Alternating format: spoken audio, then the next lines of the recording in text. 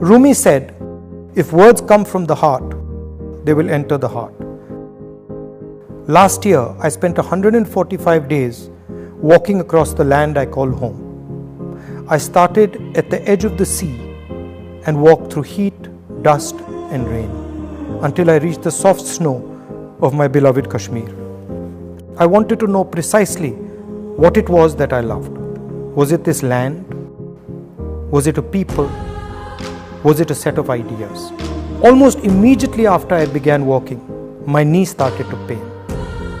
Like a hungry wolf, it would follow me everywhere I went, waiting for me to stop. And then I started to notice something. Every time I would think about stopping, every time I considered giving up, someone would come and gift me the energy to continue. Once it was a lovely little girl with a beautiful letter.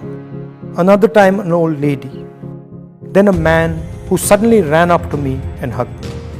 It was as if a silent energy kept helping me. There was always a din in the space where we walked, with loud slogans, clicking cameras, and people pushing and shoving. Then one day, I felt a silence I had never felt before. I could hear nothing but the voice of the person holding my hand and talking to me. He was a farmer and he spoke about his crop.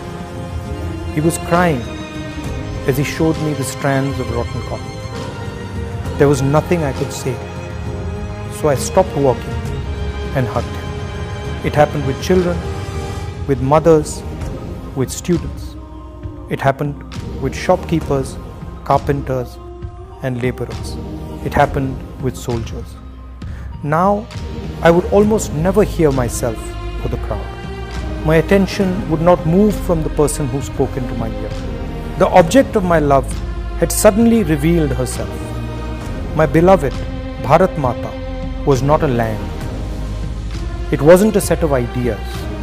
It wasn't a particular culture, history, or religion.